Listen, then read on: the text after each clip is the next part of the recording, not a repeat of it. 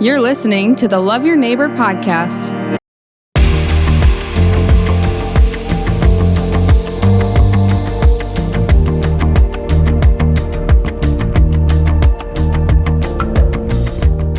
Well, hey, welcome to the Love Your Neighbor podcast. It's great to have you with us. Thanks for joining us. We get to have the privilege of a very, very special guest today, someone who I've gotten to know a little bit, and I'm really looking forward for you getting to know her story a little bit. But we're going to welcome Amanda Barton. Amanda, welcome to the Links Love Your Neighbor podcast. Thanks, John. I'm very glad to be here and be part of the Brandon community. Yeah. We're really this whole idea of being a podcast is because we live at Brandon. We all share space. We share school. We share resources. We go to some of the same places. But a lot of times, I don't know. I mean, I'm assuming your life's quite a bit like mine. There's other things going on that keep us. So we're just kind of slowing it down a little bit. And for those of us joining, really the idea is to kind of get to know some of your neighbors. And I've had the privilege of getting to know you just a little bit over the years. I think the first time actually was we were doing a vacation Bible school somewhere. Yep, Valley Springs. Valley Springs, yep. And that's I just remember that. I remember, wow, this is cool. We had a good time. That was a beautiful time, and that's still going on. And this last year, there's like almost 20 years now. Just a cool thing in Valley. So I remember but we've had a chance over the last couple of years to kind of get to know each other and a few other deals, a few other related issues. And so just tell those that maybe don't know you, kind of how long you've been in Brandon, how you got to be in Brandon, where you were before you were in Brandon, kind of where have you been all of our life? Sure, yeah. Yeah, so we moved to Brandon in 2006, and we lived just southeast of town, and we've always kind of lived in rural areas, so we kind of like the nature side of it. And before that, we were in Laverne. So I'm married. My husband, Joe, we have 4 sons, 17 through 23 are their ages. So we raised them most of their lives in the Brandon community, okay. And it's been great, and we've loved it. We love the size of the community. Before moving to Brandon, we were in Minnesota, and we really wanted to, as private business owners, tax factor is a big deal, property taxes, and so that kind of drove us to let's see what's 6 miles across the border in South Dakota. And so we looked at some different options, and really the place we found, really God led us to it, and it was pretty incredible. It was more than we were looking for, but at the same time, we knew the Brandon community was a pretty conservative, family-based community that was important to us. We toured Valley Springs Elementary, talked with Dr. Steeple there, and really got a good feel for the school district, and we knew that would be a good spot for us, and so it's where we landed, and we've been there 15 years now, 16. Yeah. That's cool. The moving from Minnesota. So I grew up in North Dakota, so I've felt so welcomed. We've only lived in Brandon for 6 years, but just feeling that welcome has been good for us with the school district. Your business. I mean, you talk a little bit about your family business. I mean, it's not necessarily like, if I understand, and I don't totally understand it, but it's more than just in Brandon, Sioux Falls. I mean, it's kind of a national.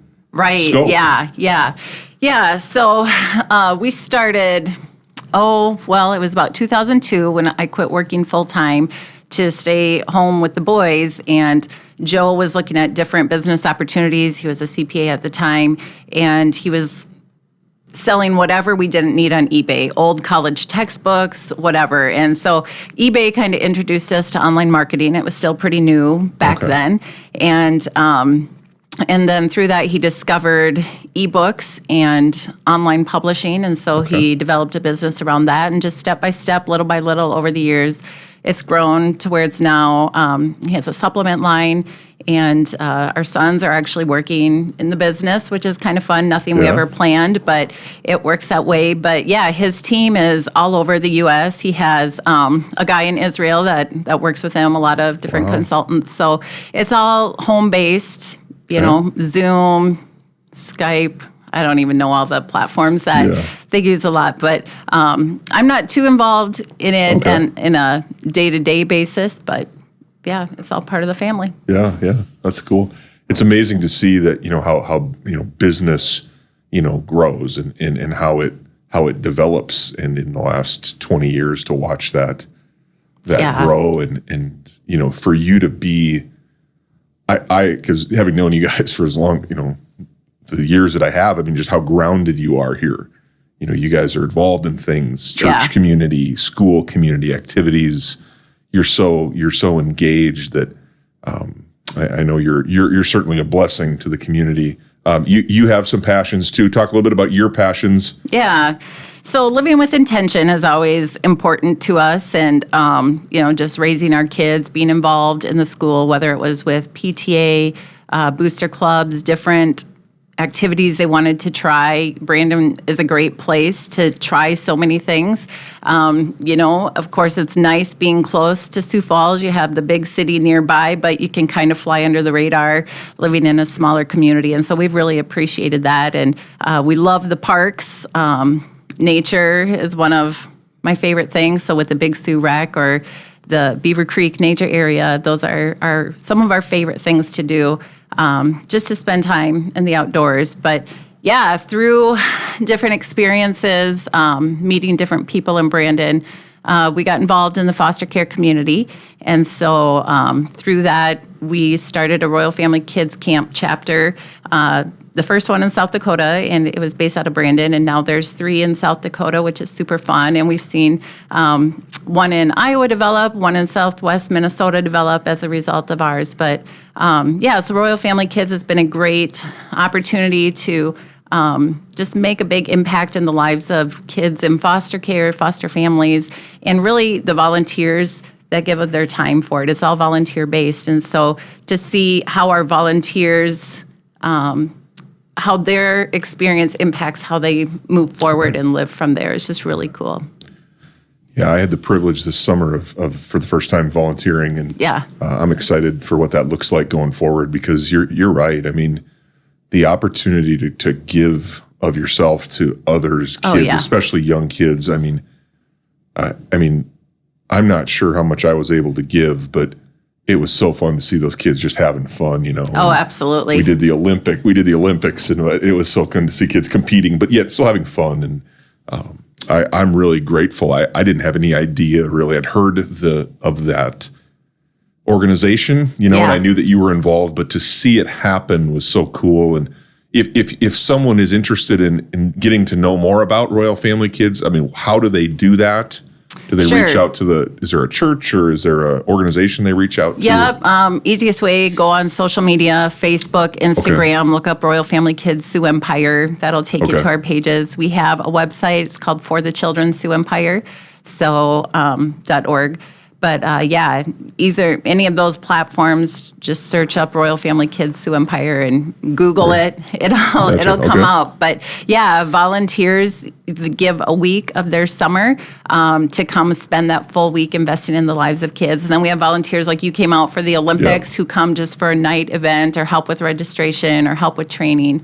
And there's all sorts of ways to get involved. But your life is changed just by being there for an hour. It's a dramatic impact. And you don't, and I was, having been a part of, ministry and volunteer opportunities, a lot of times you're there and you're like overwhelmed, but you guys, spend hours training and preparing, coaching the volunteers so that they're not unprepared by any means. Yeah. It's a rigorous process. Our volunteers have to submit an application. We do background checks. We do interviews. We check all their references.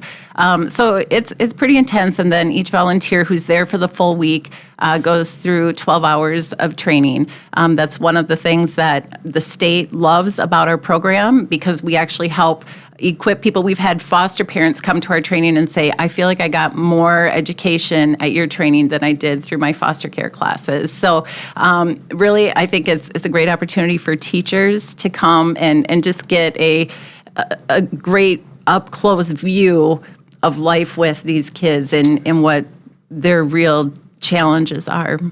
Yeah. Well, thank you for what you're doing. the impact sometimes of the things that we do sometimes doesn't ever, you don't realize it. But I'm just hearing some of the stories, and even one of the volunteers was someone who was a kid that had been at camp and then comes back then to volunteer. That's just a really powerful. Thank you for taking that, leap of courage and jumping out there and doing that. Yeah, it's pretty cool. It's awesome. It's awesome to be a part of. Yeah. So since living in the Brandon community, raising four boys. Yep. In the Brandon community, I mean, there's lots of parents listening to this. There's lots of, maybe future parents listening. Maybe even there might even be some kids listening. What would you say? What have you learned from being in Brandon? What are some positive things you've learned about being a member of this community that you could share or pass on? Yeah. So, having raised 4 kids in the same household, yet they all have very different interests and they're all very unique. And so it's great that the Brandon community offers a lot of opportunity to our kids. My admonition to younger parents would be, don't get them involved in so many things. Really, family, taking a step back, spending time together, just whether it's in your home or at a park, it's not all about doing. And it's really, whether it's sitting down, having a conversation, playing a game, doing those things. But at the same time, those opportunities are neat. Kids want to be active. So it's a great community for your kids to get out and try some of those things. But like in anything in life, it's balance, and it's a balancing act. But I think it's a great community that parents are involved in their kids' activities. I know, there's pros and cons to all sorts of different things, but, I've heard conversations about, well, why doesn't our rec program do more of these things? And it's like, well, because when they're done as associations or whatever, it encourages parents to step up and get involved with it, which is really a huge side benefit, because the more that we can invest as individuals in our kids instead of paying someone else to do it, the stronger we are as a family, as a community. You mentioned PTA, and when we first moved here, I asked some of the teachers and administrators in Brandon, what can we do? How can we help? And they're like, don't overthink it. Just get involved in your PTA. Yeah. Get involved at Robert Bennett's. Get involved at Fred Assam. Get involved in the school. See how you can help the teachers. See how you can, I've been able to mentor, students. And I think when we try not to overcomplicate it, just give time and reinvest back in the schools, is seen a lot of benefits. And, Yeah, I think as parents too, we have to take it upon ourselves.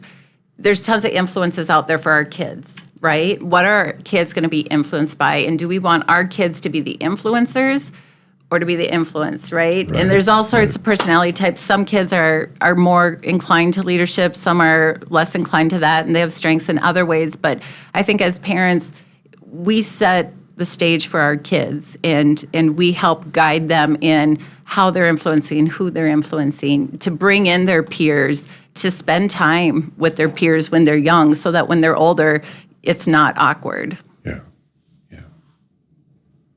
that's great. You had kind of you dream in it, and we're really just kind of getting to know your story. Yeah. You've had a dream of a community wellness center, of kind of being a community. You were a part of something called Empower Brandon, I know. Yep. We've had a number of talks. When you think about community and the idea of being together, that's important to you.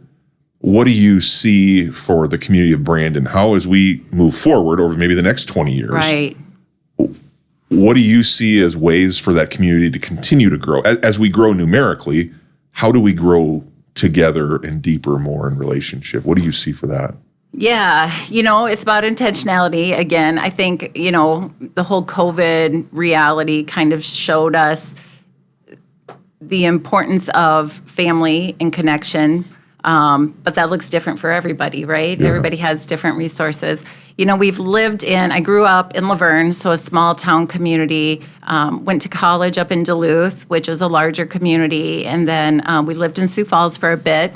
And so, those different sizes of community means different things, right? Ultimately, to me, community is common unity, like coming around something together, whether that's where you live, whether it's a group that you're part of. Like, you have something in common. It doesn't mean uniformity, right? Like, everyone's going to bring something to the table. We're all unique. We're all different. We've got lots of diversity, but in that diversity, we can be unified. So for us personally, when we moved to Brandon, it was hard to develop community. You know, we were in the Valley Springs district, so we loved the school. Our kids went to school there. We were very involved, and that was a great experience. But it was hard to feel like there was somewhere to go in Brandon. And so one of the first calls I made was down to City Hall, and I'm just like, so, yeah, what's the economic development plan? What's the urban development plan? And really didn't get one, and that really broke my heart. And so it's something that I thought about a lot. I prayed into about. I love wellness. I love health. I love recreation. And so community center, my kids were young, so, pools were attractive at that point in time. And so I was like, oh, well, what could there be? And I'd toss ideas around and, brainstorm some things, talk to my husband about it. And, it's like, well, it can't just be you, right? It's going to be a team. And so we found different networks to meet those needs, whether, was through Avera in Sioux Falls. Avera Fitness Center was a great place for us.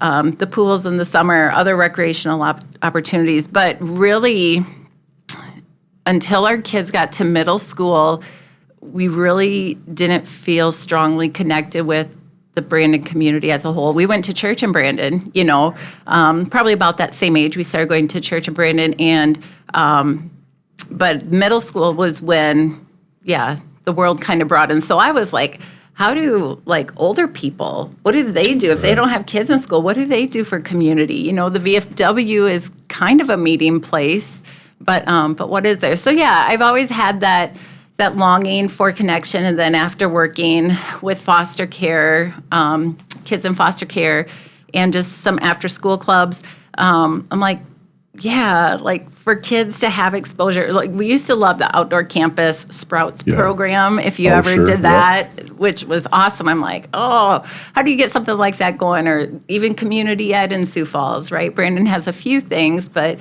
it's mostly just driver's ed. So I've had a desire for that. I think I enjoy bringing people together and kind of being in the background of event planning and that kind of thing. So I would like to see, something like that happen. And I know through the Empower Brandon process, that did come out of those meetings of a community center, a senior center, a rec center, just building the concept of community, right? Like, whether that's through, we have the Optimist Club, the Brandon Edge, right? And they put on different events, but really the only ongoing community event in Brandon has maybe been the Loyalty Day parades. The Christmas parade has been great. And I think we can build around that. But it really, again, it takes intention. It takes a group of people to come together and say, okay, how do we make this happen? Yeah, having that place, I've appreciated the spirit of our friends, Cindy Green over at Circuit. Yes. Pre-COVID, I mean, she was doing the mud races and just that constant, her having that desire as well. And I see that, in Brandon, because, being part of the Loyalty Day parade, I'd love to capture more of that in the, between those times. In the summer, obviously the pool is great. We have great golf courses, great sports programs, but you think about those, everybody and being together. And we've talked about this, and you and I both know that it takes action. It takes some courage. And so, I think we're going to have you, we got to kind of draw the bow on this one, but I think we're going to have you, would you be willing to come back and talk more about that in the future? Sure. About what are some of the things happening in that, down that vein? Because I feel a lot of hope. I think there's I think the time is right. Yeah. And if you'd come back and talk more about that, maybe we could spend a an episode, maybe just even talking about that. Yeah, it's big. It's big, right? And there's so many ideas and thoughts that could pull into together to make that happen. Yeah, it's good. Good things are happening. Well, thanks so much, Amanda, for being here today. I appreciate you. And, it was crazy. I just had Dan Rude here. He goes home to 4 girls. And you go home to 5 boys. Like, that's we're kind of empty nesters almost, though. That changes a lot. But I grew up, I had 1 brother, and I now have 2 sons. Yeah. So I can relate. Like, I never had little girls at our house. So Yep, it's all good. They're starting to come. Starting to come. Okay. All right. Well, thank you so much. Yeah, thanks, John. Thank you for joining us on the Love Your Neighbor podcast. The purpose of the Love Your Neighbor podcast is to build community one conversation at a time. You can help us build that community by sharing the podcast on your social media channels and rating our podcast on whatever platform you're listening from. Another way is to let us know of any neighbors who have a story. Go Leaks!